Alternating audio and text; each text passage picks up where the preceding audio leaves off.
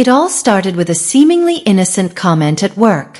Sarah had been working hard on a presentation for weeks. She poured her heart into it, making sure every slide was perfect, every detail precise. When the day finally arrived, she presented it to her team with pride. But then, after she was done, her manager said, "It was good, but I think it could have been more creative." Sarah's heart sank.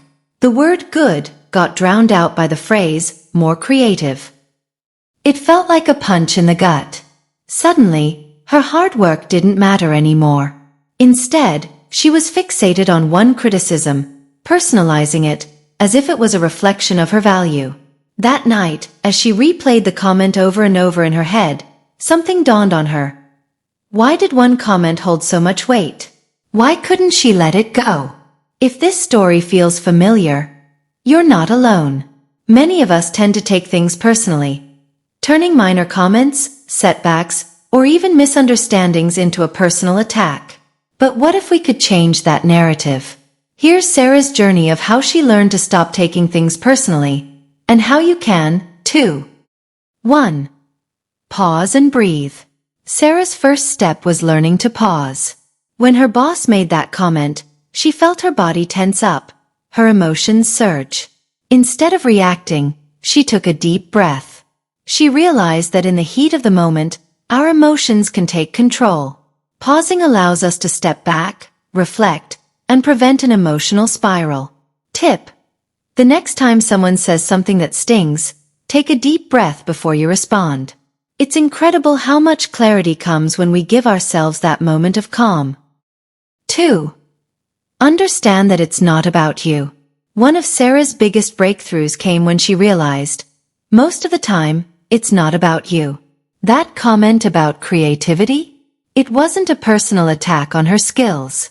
Her boss wasn't insulting her. He was simply sharing his perspective. In fact, he might have been having a tough day himself. Sarah started to see that people's words and actions often reflect more about them, their experiences, frustrations, and state of mind, than they do about her. Tip: next time you take something personally, ask yourself, could this be more about them than it is about me? Shifting this mindset can free you from unnecessary hurt. 3. Detach your worth from opinions. Sarah had always tied her self-worth to external validation. When people praised her, she felt valued. When they criticized her, she doubted herself. But she began to understand that her worth wasn't tied to what others thought of her work. You are more than one comment or one opinion. She began to separate feedback from her sense of identity, viewing it as a tool for growth rather than a measure of her value. Tip: remind yourself daily that your value doesn't come from what others say. It comes from who you are and what you stand for. 4. Learn to respond, not react. Over time, Sarah learned the art of responding instead of reacting. Early on, she'd immediately get defensive when faced with criticism. But through practice, she started asking herself, what's the bigger picture here? She realized that instead of letting her emotions control her, she could control her emotions. The next time someone criticized her, she didn't take it personally. Instead, she responded with curiosity, asking questions and seeing it as an opportunity to improve. Tip: when you feel the urge to react emotionally, pause and ask yourself, how can I respond calmly and constructively? 5. Embrace vulnerability. Sarah learned that taking things personally often stemmed from insecurity. But instead of running from it, she embraced her vulnerability. She acknowledged that, yes, some comments hurt, and that was okay. However, she didn't let that hurt define her. By accepting that we all have insecurities, Sarah was able to let go of the need for constant validation. She knew that her worth didn't depend on always being right or perfect. Tip: embrace your vulnerabilities. They make you human, and acknowledging them can be the first step toward emotional freedom. 6. Focus on what you can control. One of the hardest lessons Sarah learned was that she couldn't control what other people said or did. But what she could control was her reaction. She started focusing on how she responded to situations rather than trying to change the people around her. By shifting her focus inward, she reclaimed her power. Tip: next time you feel hurt, ask yourself, what part of the situation can I control?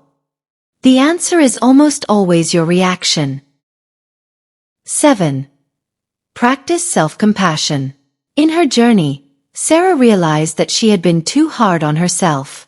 Every time she took something personally, it chipped away at her confidence. But with time, she learned the importance of self-compassion. Instead of beating herself up for not being perfect, she began treating herself with kindness. When she stumbled or felt hurt, she'd remind herself that she was doing her best and that it was okay to not have all the answers. Tip: be kind to yourself. Treat yourself with the same compassion you would offer a friend going through a tough time. Final thoughts. The power of letting go. As Sarah continued to practice these steps, she noticed a change in herself. The comments that once kept her up at night no longer had power over her. She felt lighter, more confident, and more in control of her emotions. Letting go of the habit of taking things personally doesn't happen overnight, but with time, patience, and practice, it's possible. Sarah's story is a reminder that we have the power to choose how we react. By pausing, reflecting, and understanding that not everything is about us, we can free ourselves from unnecessary pain. So the next time you're faced with a comment that stings, remember Sarah's journey. Let it go, focus on what truly matters, and take back control of your emotional well-being.